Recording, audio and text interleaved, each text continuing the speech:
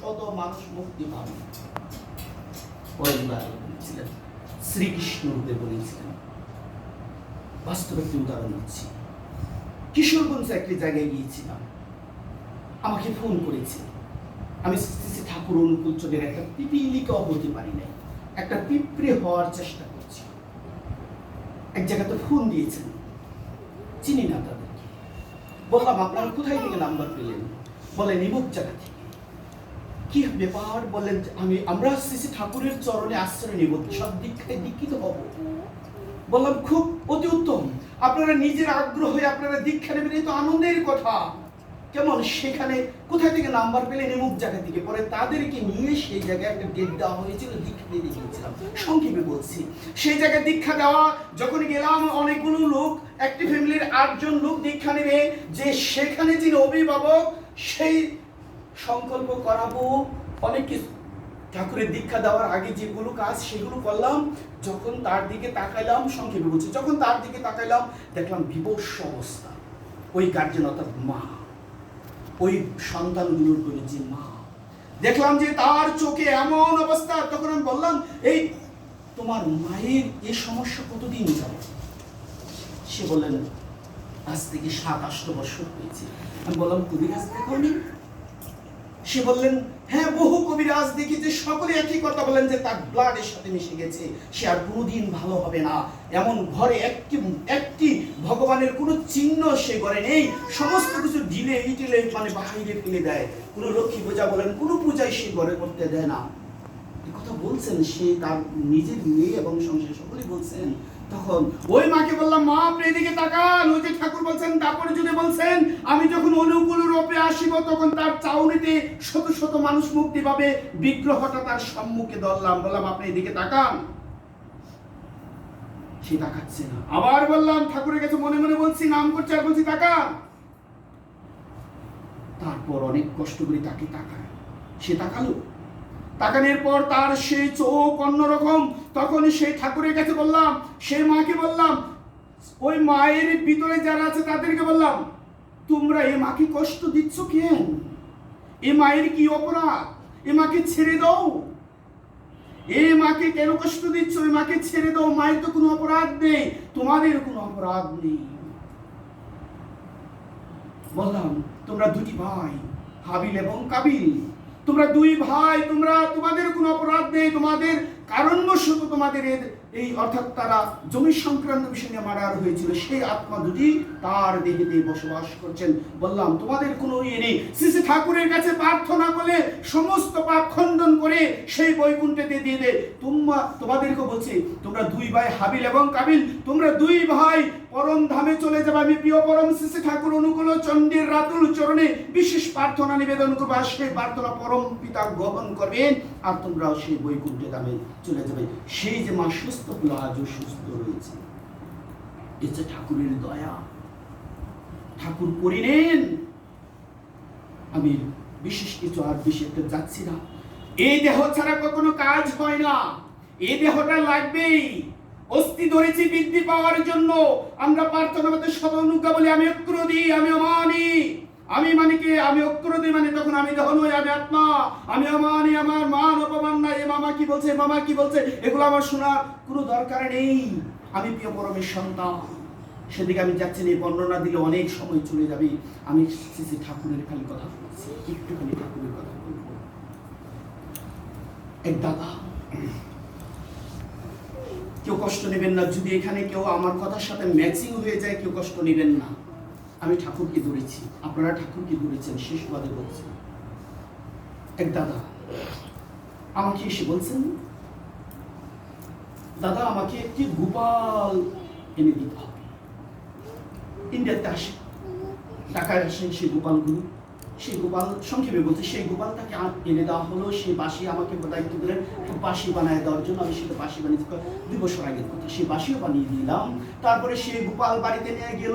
সে নেওয়া যাওয়ার পরে তার আবার শালাবউ বললেন যে আমার আরেকটা গোপাল লাগবো, সেখানে আরেকটা গোপাল তৈরি করতে। তখন দাদাকে আমি প্রশ্ন করলাম, দাদা আপনি কোন মতে দীক্ষা নিয়েছেন? কারণ আমি তো জানি শ্রী ঠাকুর মতে দীক্ষা নিয়েছেন। দাদা নাম এবং নামী অবেদ, নাম স্বরূপ নামী। শ্রী শ্রী ঠাকুর অনুকূল চন্দ্রের প্রার্থনা করলে এমন কোন দেবতা নেই, এমন কোন অবতার নেই যে আমরা পাঠ দিচ্ছি। সকলকে প্রণাম করে আমার উপাস্য হচ্ছেন একমাত্র সদ্গুরু। নাম এবং নামী অবেদ, নাম স্বরূপ নামী। আমার এই স্বরূপে এই নাম সৃষ্টি হয়েছে, তিনি দয়া করে দিয়েছেন, তাই তিনি এই স্বরূপ হচ্ছে আমার এইটা। ভগবান শ্রীকৃষ্ণ মাকে বোঝাচ্ছেন, যে তুই বাঁধতে যাচ্ছে না, আর বাঁধতে পারছে না, 2 আঙ্গুল সর। বুঝাচ্ছেন আমি তোর সন্তান নই, আমি তোর সন্তান নই, বুঝাচ্ছেন। আবার হা করে দেখিয়ে দিলেন, দেখ মুখের ভিতরে বিশ্ব ব্রহ্মাণ্ড, আমি তোর খোকা নই। মাফ করবেন যারা আমরা এখন গোপাল বিগ্রহ নিয়ে কি ব্যস্ত, গোপাল বিগ্রহকে যিনি আমরা ব্যস্ত আছি, সেটা মনে করবেন আমার যদি ভগবান শ্রীকৃষ্ণের মতো আমি দীক্ষিত হয়ে থাকি, তারা আমার উপাস্য হচ্ছেন পুরুষোত্তম ভগবান শ্রীকৃষ্ণ। গীতায় বলেছেন, 15 অধ্যায় বলেছেন, তুমি আমাকে পুরুষোত্তম রূপে স্বীকার করো, তাহলে তিনি আমার পুরুষোত্তম। আর পুরুষোত্তম কখন আমার ছোট্ট সেই গোপাল নয়। এই ভাবনায় ভাবিত হতে হবে। শ্রী ঠাকুর অনুকূল চন্দ্র তিনিও বুঝিয়েছেন। তিনি যখন মা মনমোহিনী দেবী যখন জীবনে ওই বলেছেন যে শ্রী ঠাকুর, যে মামা বলেছেন যে সেই বিশ্বগুরু সেই যখন হয়েছিল, উৎসব হয়েছিল, সে উৎসব ঠাকুরকে প্রথম বলেননি, পরে মায়ের কাছ থেকে অনুমতি, মার এই কষ্ট করেছিলেন বলে সেই কুষ্টিয়া দামে শ্রী ঠাকুর গিয়েছিলেন সেই উৎসবে। কারণ মা ঠাকুরের কথা কখনো, অর্থাৎ শ্রী ঠাকুর অনুকূল চন্দ্র মায়ের কখনো একটা কথাও ফেলেননি, আর মাও ঠাকুর ছাড়া কিছু বুঝতেন না। এমন একটা ভালো ছিল কেন, এমন একটা সম্পর্ক কেন ছিল, ওই যে ঘুমন্ত অবস্থায় সচী মাতাকে নিয়ে ঘুমন্ত অবস্থায় রেখে সন্ন্যাসী গিয়েছিলেন, বলেছিলেন আগে যদি জানতাম সন্ন্যাসী গেলে তুই এত কষ্ট পাবি, তাহলে আমি সন্ন্যাসী যেতাম না। তাই সেখানে ঠাকুর ওই ভালোবাসাটাকে পূরণ করার জন্য এই জন্মে শ্রী ঠাকুর মা ছাড়া কিছু বুঝতেন না। সেই মা যখন এ দেহ ছেড়ে গেলেন, সতীশচন্দ্র গোস্বামী রাত্রি 2:30 বাজে ধ্যান করছেন, যার নাম হচ্ছে স্বয়ং মহাদেব। আজকে কোথায় গিয়েছিলাম? মহাদেব অর্থাৎ মহাদেব হচ্ছেন সেই হনুমান, হনুমানের অংশ হচ্ছে অদ্বৈত প্রভু, অদ্বৈত প্রভুর অংশ হচ্ছে সতীশচন্দ্র গোস্বামী, একই আত্মা। সেই সতীশচন্দ্র গোস্বামী যখন রাত্রিতে ধ্যান করছেন, সেই দিব্য চক্ষুতে দেখছেন ঠাকুরের আশ্রম থেকে একজন, রাত্রি তখন 2:30, একটি মা আশ্রম তো বেরিয়ে যাচ্ছেন। সতীশচন্দ্র গোস্বামী সেই দেখে ভাবলেন, এত রাত্রি, এত গভীর রাত্রি, আমাদের অজানা কিছু নেই, এত গভীর রাত্রি কে বেরিয়ে যাচ্ছে আশ্রম থেকে? তখন সতীশচন্দ্র গোস্বামী ধ্যান থেকে উঠে গেলেন, উঠে গিয়ে সেই মা আশ্রম থেকে বেরিয়ে যাচ্ছেন, আর সতীশচন্দ্র গোস্বামী সেই পিছনে নাম করতে করতে যাচ্ছেন। সেই মা খুব স্পিডে ছোট ছোট পা দিয়ে যাচ্ছেন, খুব ঘন ঘন পা দিয়ে, ঠাকুর খুব ঘন ঘন পা দিয়ে যেতেন। সেই সতীশচন্দ্র গোস্বামীও পিছনে পিছনে যাচ্ছেন, আর মা মনমোহিনী দেবী যাচ্ছেন। হঠাৎ সেই ঘুমটা খুলে দাঁড়িয়ে গেলেন। সতীশচন্দ্র গোস্বামী সম্মুখে হাত জোর করে বলছেন, মা, ও মা, কেমবাই করে আসলি, কেমবাই করে আসলি, আর কি করে আসলি, আর কেনই আসলি মা? আমি তোকে পদ্মার তীরে এই নিজ হাতে আজ থেকে 3 মাস আগে আমি নিজ হাতে তোকে কাষ্ট করেছি। কেনই আসলি মা, কেমবাই করে আসলি? সেদিন মনমোহিনী দেবী বলেছিলেন, বাবা সতীশ, আমি যখন এই নরদেহে ছিলাম, তখন আমি যখন এই নরদেহে ছিলাম, আমি সর্বদাই আমার প্রভুকে আমি আমার নিজ সন্তান ভেবেছিলাম। আমি আমার প্রভুকে সর্বদাই সন্তান ভেবেছিলাম। সে আমার সন্তান নয়, সে আমার প্রভু, সে আমার স্রষ্টা, তিনি আমার মুক্তিদাতা, তিনি আমার সৃষ্টিকর্তা। তাই মানব দেহ থাকা অবস্থায় কখনো তো আমার প্রভুর কাছে ক্ষমা চাইতে পারিনি।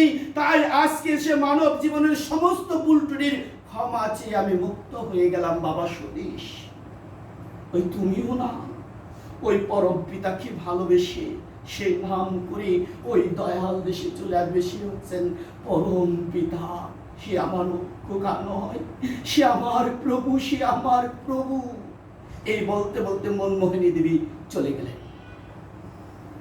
তাই আমি আর দীর্ঘায়িত করছি না, যেহেতু টাইমে রয়েছে, সৎসঙ্গের একটা নিয়ম আছে, সেই সুবাদে আমি সংক্ষেপে আমি ছেড়ে দিব। মনে রাখবেন, মা এবং ভাই, বন্ধু, স্ত্রী, পুত্র, আমরা শত নৌকার ভিতরে বলে থাকি